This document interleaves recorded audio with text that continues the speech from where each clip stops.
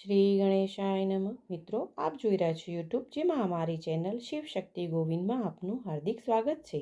આજે આપણે આ વિડીયોમાં શ્રીમદ ભગવદ્ ગીતાજીના અધ્યાયનું પાઠ કરીશું. કૃષ્ણાય વાસુદેવાય હરયે પરમાત્મને પ્રણત ક્લેશનાશાય ગોવિંદાય નમો નમઃ. ઓમ શ્રી પરમાત્મને નમઃ. અર્જુન વિષાદ યોગ નામનો પહેલો અધ્યાય. ધૃતરાષ્ટ્ર બોલ્યા, હે સંજય, ધર્મભૂમિ કુરુક્ષેત્રમાં એકઠા થયેલા યુદ્ધના ઈચ્છુક મારા તથા પાંડુના પુત્રોએ શું કર્યું? સંજય બોલ્યા, તે વખતે રાજા દુર્યોધને વ્યૂહમાં ગોઠવાયેલી પાંડવોની સેનાને જોયા પછી દ્રોણાચાર્ય પાસે જઈને આ વચન કહ્યું, હે ગુરુદેવ, આપના બુદ્ધિમાન શિષ્ય દ્રુપદ પુત્ર દૃષ્ટધુમ્ન વડે વિહાકારે ઊભી કરાયેલી પાંડુપુત્રોની આ અત્યંત વિશાળ સેનાને જુઓ. આ સેનામાં મોટા ધનુષ્યો ધારણ કરનારા તથા યુદ્ધમાં ભીમ અને અર્જુન જેવા શૂરવીર સાત્યક વિરાટ મહારથી રાજા દ્રુપદ, દૃષ્ટકેતુ, ચેકિતાન, બળવાન કાશીરાજ, પુરુજીત, કુંતીભોજ અને પુરુશ્રેષ્ઠ સૈબ્ય, પરાક્રમી યુદ્ધામન્યુ તથા બળવાન ઉત્તમોજા સુભદ્રાપુત્ર અભિમન્યુ તેમજ દ્રૌપદીના પાંચેય પુત્રો બધા જ મહારથીઓ છે. હે દ્વિજ શ્રેષ્ઠ, હવે આપણા સૈન્યમાં પણ જે મુખ્ય શૂરવીરો છે તેમને પણ આપ જાણી લો. આપની જાણ ખાતર મારી સેનાના જે સેનાપતિઓ છે તેમને હું કહું છું. એક તો આપ સ્વયં પિતામહ ભીષ્મ તથા કર્ણ અને સંગ્રામ વિજય કૃપાચાર્ય, એવા જ અસ્વસ્થામાં વિકર્ણ અને સોમદત્તનો પુત્ર ભૂરિશ્રવા. આ સિવાય બીજા પણ મારા માટે જીવની આશા ત્યજનારા ઘણા બધા શૂરવીરો અનેક પ્રકારના શસ્ત્રાસ્ત્રથી સજ્જ છે, તેમજ સર્વે યુદ્ધમાં નિપુણ છે. ભીષ્મ પિતામહ વડે રક્ષાયેલી આપણી તે સેના અપરિમિત હોવાને લીધે બધી જ રીતે અજેય છે, જ્યારે ભીમ વડે રક્ષાયેલી આ લોકોની આ સેના તો પરિમિત હોવાને કારણે જીતવી સાવ સહેલી છે. આથી બધા વ્યૂહદ્વારો પર પોતપોતાની જગ્યાએ રહેલા તમે બધાએ સજાગ રહીને ભીષ્મ પિતામહનું જ બધી બાજુથી રક્ષણ કરો. કૌરવોમાં વૃદ્ધ મહાન પ્રતાપી પિતામહ ભીષ્મે તે દુર્યોધનના હૃદયમાં હરખ જન્માવતા જોરથી સિંહની જેમ ગરજીને શંખ વગાડ્યું. પછી શંખ, નગારા, ઢોલ, મૃદંગ તેમજ રણસિંગા વગેરે વાદ્યો એક સાથે જ વાગી ઉઠ્યા. તેમનો એ અવાજ ઘણો ભયંકર થયો. ત્યાર પછી શ્વેત અશ્વો જોડેલા ઉત્તમ રથમાં બેઠેલા શ્રી કૃષ્ણ મહારાજ અને અર્જુને પણ અલૌકિક શંખ વગાડ્યા. શ્રી કૃષ્ણ મહારાજે પાંચજન્ય નામનો, અર્જુને દેવદત્ત નામનો અને ભયાનક કર્મ કરનાર ભીમસેને પૌણ્ય નામનો મહાશંખ વગાડ્યો. કુંતીપુત્ર રાજા યુધિષ્ઠિરે અનંત વિજય નામનો અને નકુળ તથા સહદેવે સુઘોષ અને મણિપુષ્પ નામના શંખ વગાડ્યા.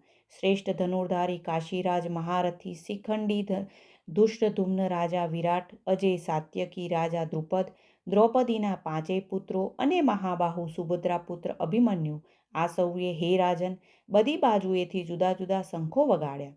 તે ભયાનક નાદે આકાશ અને પૃથ્વીને પણ ગજાવતા ધાર્તરાષ્ટ્રોના એટલે કે આપના પક્ષધારીઓના હૃદય ચીરી નાખ્યા. હે રાજન, તે પછી કપિધ્વજ અર્જુને યુદ્ધ માટે સજ્જ થયેલા ધૃતરાષ્ટ્ર સંબંધીઓને જોઈને એ શસ્ત્ર પ્રહારની તૈયારી વેળાએ ધનુષ્ય ઉપાડીને ઋષિકેશ શ્રી કૃષ્ણ મહારાજને આ વચન કહ્યું, હે અચ્યુત, મારા રથને બંને સેનાઓની વચ્ચે ત્યાં સુધી ઊભો રાખો જ્યાં સુધીમાં રણભૂમિમાં ભેગા થયેલા યુદ્ધની અભિલાષા રાખનાર આ વિપક્ષી યોદ્ધાઓને હું સારી પેઠે જોઈ ન લઉં. આ યુદ્ધમાં મારે કોની સાથે લડવાનું છે એ હું જોઉં લઉં ત્યાં સુધી તેને ઊભો રાખો. અને દુર્બુદ્ધિ દુર્યોધનનું યુદ્ધમાં હિત ઈચ્છનારા જે રાજાઓ આ સૈન્યમાં આવ્યા છે તે સૌ યુદ્ધ કરનારાઓને હું સારી રીતે જોઉં તો ખરો. સંજય બોલ્યા, હે ધૃતરાષ્ટ્ર, ગુડાકેશ અર્જુન દ્વારા આ પ્રકારે કહેવાયેલા ઋષિકેશ શ્રી કૃષ્ણચંદ્રે બંને સેનાઓની મધ્યમાં ભીષ્મ અને દ્રોણાચાર્યની તેમજ સમસ્ત રાજાઓની સામે ઉત્તમ રથને ઊભો રાખીને આ પ્રમાણે કહ્યું, હે પાર્થ, યુદ્ધ માટે એકઠા થયેલા આ કૌરવોને જો. ત્યાર પછી પૃથાપુત્ર અર્જુને ત્યાં એ બંને સેનાઓમાં રહેલા વડીલો, કાકાઓ, પિતામહો, ગુરુઓ, મામાઓ, ભાઈઓ, પુત્રો, પૌત્રો, મિત્રો, સસરાઓ તેમજ સુહૃદોને જોયા. પૂર્વાર્ધ આ રીતે તે ઉપસ્થિત સઘળા બાંધવોને જોઈને એ કુંતીપુત્ર અર્જુન અત્યંત કરુણાથી ઘેરાઈને વિષાદ કરતા આ વચન બોલ્યા. અર્જુન બોલ્યા, હે કૃષ્ણ, યુદ્ધ ક્ષેત્રમાં ઊભેલા યુદ્ધ કરવા ઈચ્છતા આ સ્વજન સમુદાયને જોઈને મારા અંગો શિથિલ થઈ રહ્યા છે, મોં સુકાઈ રહ્યું છે તથા મારા શરીરમાં કંપ અને રોમાંચ થઈ રહ્યું છે. હાથમાંથી ગાંડીવ ધનુષ સરી રહ્યું છે, ચામડી પણ ખૂબ જ બળી રહી છે તથા મારું મન જાણે ભમે છે, માટે હું ઊભો રહેવાને પણ સમર્થ નથી. હે કેશવ, હું તો લક્ષણો પણ અવળા જ જોઉં છું અને યુદ્ધમાં સ્વજનોને મારીને કલ્યાણ પણ નથી જોતો. હે કૃષ્ણ, હું ન તો વિજય ઈચ્છું છું અને ન તો રાજ્ય કે ન સુખ પણ. અને હે ગોવિંદ, અમારે આવા રાજ્યનું શું પ્રયોજન અથવા આવા ભોગો અને જીવનથી પણ અમને શો લાભ? અમે જેમના માટે રાજ્ય, ભોગ અને સુખો ઈચ્છીએ છીએ તે જ આ બધા લોકો તો ધન અને જીવતર જતું કરીને યુદ્ધમાં ઊભા છે. અહીં ગુરુજનો, વડીલો, પુત્રો તેમજ દાદા, મામા, સસરા, પૌત્રો, સાળા તથા બીજા પણ સંબંધીઓ જ છે. હે મધુસૂદન, હણાવ છતાં પણ અથવા ત્રણેય લોકનું રાજ્ય મેળવવા માટે પણ હું આ બધાને હણવા નથી ઈચ્છતો. તો પછી પૃથ્વી માટે તો કહેવું જ શું? હે જનાર્દન, ધૃતરાષ્ટ્રના પુત્રોને હણીને અમને કયો આનંદ મળશે? આ આતતાઈઓને હણીને તો અમને પાપ જ લાગશે. માટે હે માધવ, પોતાના જ બાંધવ ધૃતરાષ્ટ્ર પુત્રોને હણવા માટે અમે યોગ્ય નથી. સ્વજનોને જ હણીને અમે કેમ સુખી થઈએ? જો કે લોભને લીધે ભ્રષ્ટચિત્ત થયેલા આ લોકો કુળના નાશથી ઉત્પન્ન થતા દોષને તથા મિત્રોનો વિરોધ કરવાથી ઉત્પન્ન થતા પાપને જોતા નથી. છતાં પણ હે જનાર્દન, કુળનાશના કારણે લાગતા દોષને જાણનાર અમોએ આ પાપમાંથી બચવા માટે કેમ ન વિચારવું? કેમ કે કુળનો નાશ થતાં સનાતન કુળ ધર્મનો નષ્ટ થઈ જાય છે અને ધર્મ નાશ પામતા સમસ્ત કુળમાં પાપ પણ ચારેકોર ફેલાઈ જાય છે. અને હે કૃષ્ણ, પાપ ઘણું વધી જતાં કુળની સ્ત્રીઓ અત્યંત દૂષિત થઈ જાય છે. અને હે વાર્ષ્ણેય, જ્યારે સ્ત્રીઓ દૂષિત થાય છે ત્યારે વર્ણશંકર પ્રજા જન્મે છે અને તે વર્ણશંકર સંતતિ કુળના હણનારાઓને તથા કુળને નરકમાં લઈ જવા માટે જ હોય છે. પિંડ અને તર્પણ ક્રિયાથી વંચિત એમના પિતૃઓ પણ અધોગતિને પામે છે અને આ વર્ણશંકર દોષોથી કુળઘાતીઓ સનાતન કુળધર્મો અને જાતિધર્મો સમૂળા નષ્ટ પ્રાય થઈ જાય છે. એટલું જ નહીં, હે જનાર્દન, જેમના કુળધર્મો સમૂળા નષ્ટ પ્રાય થઈ ગયા હોય એવા મનુષ્યોનો અનિશ્ચિત કાળ સુધી નરકમાં વાસ થાય છે એમ અમે સાંભળતા આવ્યા છીએ. અરે રે, ઘણા દુઃખની વાત છે કે અમે બુદ્ધિમાન હોવા છતાં પણ એવું મોટું પાપ કરવા તત્પર થયા છીએ, જે રાજ્ય અને સુખના લોભે સ્વજનોને હણવા તૈયાર થયા છીએ. શસ્ત્ર રહિત અમે સામનો ન કરવા એવા અમે મને જો હાથમાં શસ્ત્ર લીધેલા ધૃતરાષ્ટ્રના પુત્રો રણમાં હણી નાખે તો તે મારવું પણ મારા માટે વધુ કલ્યાણકારક થશે. સંજય બોલ્યા. રણભૂમિમાં શોકથી ઉદ્ગીત મનનો અર્જુન આમ કહીને બાણ સહિત ધનુષ્ય તજીને રથના પાછળના ભાગમાં બેસી ગયો. શ્રી કૃષ્ણ અને અર્જુનના સંવાદમાં શ્રીમદ ભગવદ્ ગીતા રૂપી ઉપનિષદ અને બ્રહ્મવિદ્યા તથા યોગશાસ્ત્ર વિષયનો અર્જુન વિષાદ યોગ નામનો પહેલો અધ્યાય સમાપ્ત. ઓમ શ્રી પરમાત્મને નમઃ. શ્રીમદ ભગવદ્ ગીતાના પહેલા અધ્યાયનું મહાત્મય. શ્રી પાર્વતીજીએ કહ્યું, ભગવાન, આપ સઘળા તત્વોના જ્ઞાતા છો. આપની કૃપાથી મને વિષ્ણુની વિશેના વિવિધ પ્રકારના ધર્મ સાંભળવા મળ્યા, જે સમસ્ત લોકોનો ઉદ્ધાર કરનારા છે. હે દેવોના ઈશ, હવે હું ગીતાનું મહાત્મય સાંભળવા ઈચ્છું છું, જેનું શ્રવણ કરવાથી શ્રી હરિ પ્રત્યે ભક્તિ વધે છે. શ્રી મહાદેવજી બોલ્યા.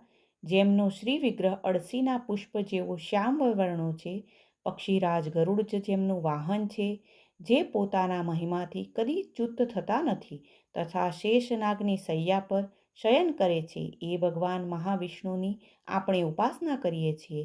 એક સમયની વાત છે, મૂર દૈત્યનો નાશ કરનાર ભગવાન વિષ્ણુ શેષનાગના રમણીય આસન પર સુખેથી બિરાજમાન હતા. એ સમયે સઘળા લોકને આનંદ આપનારા ભગવત લક્ષ્મીએ આદરપૂર્વક પ્રશ્ન કર્યો. શ્રી લક્ષ્મીજીએ પૂછ્યું, ભગવાન, આપ સમગ્ર જગતનું પાલન કરતા રહીને પણ પોતાના ઐશ્વર્ય પ્રત્યે ઉદાસીન અર્થાત તટસ્થ જેવા થઈને જે આ ક્ષીરસાગરમાં ઊંઘી રહ્યા છો, એનું શું કારણ છે?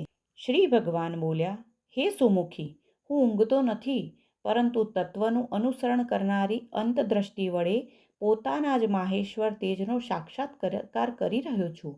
દેવી, આ એ જ તેજ છે જેનું દર્શન યોગી પુરુષો કુશાગ્ર બુદ્ધિ થકી પોતાના અંતકરણમાં કરે છે. હે માહેશ્વર, તેજ એક અજર પ્રકાશ સ્વરૂપ આત્મરૂપ રોગ શોક વિનાનું અખંડ આનંદનું પુંજ નિસ્પંદ તથા દ્વૈતરહિત છે.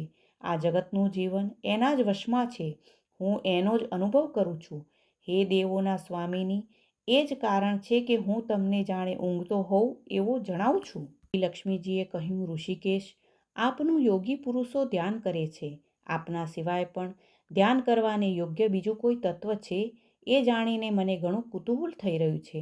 આ ચર અચર જગતની સૃષ્ટિ અને સંહાર કરનારા આપ પોતે જ છો. આપ સર્વસમર્થ છો. આવી સ્થિતિમાં હોઈને પણ જો આપ એ પરમ તત્વથી અળગા છો તો મને એનો બોધ કરાવો. શ્રી ભગવાન બોલ્યા, હે પ્રિયા, આત્માનું સ્વરૂપ દૈત્ય અને અદ્વૈત અળગું ભાવ અને અભાવથી મુક્ત તથા આદિ અને અંત વિનાનું છે. શુદ્ધ જ્ઞાનના અજવાળાથી ઉપલબ્ધ થનારું તથા પરમાનંદ સ્વરૂપ હોવાને કારણે એકમાત્ર સુંદર છે. એ જ મારું ઈશ્વરીય રૂપ છે. આત્માનું એકત્વ જ સૌના વડે જાણવા યોગ્ય છે. ગીતા શાસ્ત્રમાં આનું જ પ્રતિપાદન થયું છે. અમિત તેજસ્વી ભગવાન વિષ્ણુના આ વચનો સાંભળીને લક્ષ્મી દેવીએ શંકા જણાવતા કહ્યું, ભગવાન, જો આપનું સ્વરૂપ પોતે પરમાનંદમય અને મન વાણીથી પહોંચ બહારનું છે તો ગીતા કેવી રીતે એનો બોધ કરાવે છે? મારા આ સંદેહનું આપ નિવારણ કરો. શ્રી ભગવાન બોલ્યા, સુંદરી, સાંભળો, હું ગીતામાં મારી સ્થિતિનું વર્ણન કરું છું. ક્રમાનુસાર 5 અધ્યાયોને તમે 5 મુખ જાણો, 10 અધ્યાયોને 10 ભુજાઓ સમજો તથા 1 અધ્યાયને ઉદર અને 2 અધ્યાયોને બંને ચરણ કમળ જાણો. આ રીતે આ 18 અધ્યાયોની વાડમયી ઈશ્વરી મૂર્તિ જ સમજવી જોઈએ. આ જ્ઞાન માત્રથી જ મોટા પાતકોનો નાશ કરનારી છે. જે ઉત્તમ બુદ્ધિ ધરાવતો પુરુષ ગીતાના 1 કે અડધા અધ્યાયનો અથવા 1 અડધા કે 5 શ્લોકનો પણ દરરોજ અભ્યાસ કરે છે એ સુશર્માની જેમ મુક્ત થઈ જાય છે. શ્રી લક્ષ્મીએ પૂછ્યું, દેવ, સુશર્મા કોણ હતો? કઈ જાતિનો હતો અને આ શા કારણે એની મુક્તિ થઈ? શ્રી ભગવાન બોલ્યા, હે પ્રિયા, સુશર્મા બહુ દુષ્ટ બુદ્ધિનો મનુષ્ય હતો. પાપીઓનો એ શિરોમણી હતો. એનો જન્મ વૈદિક જ્ઞાન વિહોણા અને ક્રૂરતાભર્યા કર્મો કરનારા બ્રાહ્મણોના કુળમાં થયો હતો. એ ન તો ધ્યાન કરતો હતો કે ન જપ, ન તો હોમ કરતો હતો કે ન અતિથિઓનો સત્કાર. એ લંપટ હોવાને કારણે સદાય વિષયોના સેવનમાં જ આસક્ત રહેતો હતો. હળ જોડતો અને પાંદડા વેચીને ગુજરાન ચલાવતો હતો અને મદિરા પીવાનું વ્યસન હતું તથા એ માંસ પણ ખાતો હતો. આમ એણે પોતાના જીવનમાં લાંબો સમય વિતાવી દીધો. એક દિવસ મૂઢ બુદ્ધિનો સુશર્મા પાંદડા લાવવા માટે કોઈ ઋષિની વાડીમાં ઘૂમી રહ્યો હતો. એટલામાં જ કાળરૂપધારી કાળા સાપે એને ડસ લીધો. સુશર્માનું મૃત્યુ થઈ ગયું. ત્યાર પછી જ એ નરકમાં જઈ ત્યાંની યાતનાઓ ભોગવીને મર્ત્યલોકમાં પાછો આવ્યો અને ત્યાં ભાર વેઢારનારો બળદ બન્યો. તે સમયે કોઈ પંગુએ પોતાના જીવનને આરામથી વિતાવવા માટે એને ખરીદી લીધો. બળદે પોતાની પીઠ પર પંગુનો ભાર વેઢારતા વેઢારતા ઘણા કષ્ટ સાથે 7-8 વર્ષો વિતાવ્યા. એક દિવસ પંગુએ કોઈ ઊંચા સ્થાને ઘણો લાંબો સમય બહુ ઝડપથી એ બળદને ફેરવ્યો. આથી એ થાકીને ઘણા વેગથી પૃથ્વી પર પડ્યો અને મૂર્છિત થઈ ગયો. તે સમયે ત્યાં કુતૂહલવશ આકર્ષાઈને ઘણા લોકો એકઠા થઈ ગયા. એકઠા થયેલા મનુષ્યોના ટોળામાંથી કોઈ પુણ્યાત્મા મનુષ્યે એ બળદનું કલ્યાણ કરવા માટે એને પોતાનું પુણ્ય દાન કર્યું. ત્યાર પછી બીજા અમુક લોકોએ પણ પોતપોતાના પુણ્યો સ્મરીને એમનું બળદ માટે દાન કર્યું. એ ટોળામાં એક વેશ્યા પણ ઊભી હતી. એને પોતાના પુણ્યની જાણ ન હતી, છતાં પણ એણે લોકોની દેખાદેખી એ બળદ માટે કંઈક ત્યાગ્યું. ત્યાર પછી યમરાજના દૂત એ મરી ગયેલા પ્રાણીને પહેલાં યમપુરીમાં લઈ ગયા. ત્યાં એમ વિચારીને કે આ બળદ વેશ્યાના આપેલા પુણ્યથી પુણ્યવાન થઈ ગયો છે, એને છોડી દેવામાં આવ્યો. પછી એ ભૂલોકમાં આવીને ઉત્તમ કુળ અને શીલવાન બ્રાહ્મણોના ઘરે જન્મ્યો. તે વખતે પણ એને પોતાના પૂર્વજન્મની વાતોનું સ્મરણ તાજું રહ્યું. ઘણા દિવસો પછી પોતાના અજ્ઞાનને દૂર કરનારા કલ્યાણ તત્વનો જિજ્ઞાસુ બનીને એ પેલી વેશ્યા પાસે ગયો અને એના દાનની વાત જણાવતા એણે પૂછ્યું કે તે કયા પુણ્યનું દાન કર્યું હતું. વેશ્યાએ ઉત્તર આપ્યો, પેલો પિંજરામાં બેઠેલો પોપટ દરરોજ કંઈક ભણે છે. એ સાંભળીને મારું અંતકરણ પવિત્ર થઈ ગયું છે. એનું જ પુણ્ય મેં તારા માટે દાન કર્યું હતું. ત્યાર પછી એ બંનેએ પોપટને પૂછ્યું. ત્યારે એ પોપટે પોતાના પૂર્વજન્મનું સ્મરણ કરીને પ્રાચીન ઇતિહાસ કહેવાનો આરંભ કર્યો. શુક બોલ્યા, પૂર્વજન્મમાં હું વિદ્વાન હોવા છતાં વિદ્યતાના અભિમાનથી મોહિત થઈ રહ્યો હતો. મારો રાગ દ્વેષ એટલો વધી ગયો હતો કે હું ગુણી વિદ્વાનો પ્રત્યે પણ ઈર્ષ્યાભાવ રાખવા માંડ્યો. પછી કાળે કરીને મારું મૃત્યુ થઈ ગયું અને હું કેટલાય ધૃણા થઈ આવે એવા લોકમાં ભટકતો ફર્યો. ત્યાર પછી આ લોકમાં આવ્યો. સદગુરુની ઘણી નિંદા કરવાના કારણે પોપટના કુળમાં મારો જન્મ થયો.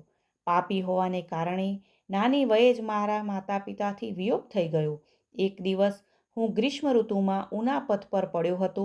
ત્યાંથી કેટલાય શ્રેષ્ઠ મુનિઓ મને લઈ આવ્યા અને મહાત્માઓના આશ્રમની અંદર એક પિંજરામાં એમણે મને નાખી દીધો. ત્યાં જ મને ભણાવાયો. ઋષિઓના બાળકો ઘણા આદર સાથે ગીતાના પ્રથમ અધ્યાયનું આવર્તન કરતા હતા. એમની જ પાસેથી સાંભળીને હું પણ વારંવાર ભણવા માંડ્યો. એ સમયગાળામાં એક ચોરી કરનાર ચીડી મારે મને ત્યાંથી ચોરી લીધો. પછી આ દેવીએ મને ખરીદી લીધો. આ જ મારી બીના છે જે મેં તમને જણાવી દીધી.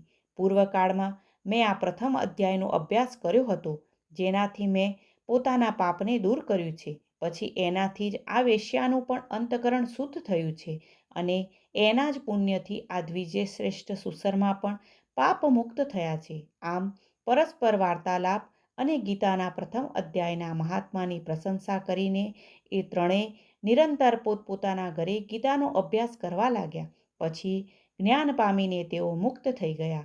માટે જે ગીતાના પ્રથમ અધ્યાયને ભણે છે, સાંભળે છે તથા અભ્યાસ કરે છે, એને આ ભવસાગર પાર કરવામાં કશી કઠિનાઈ પડતી નથી.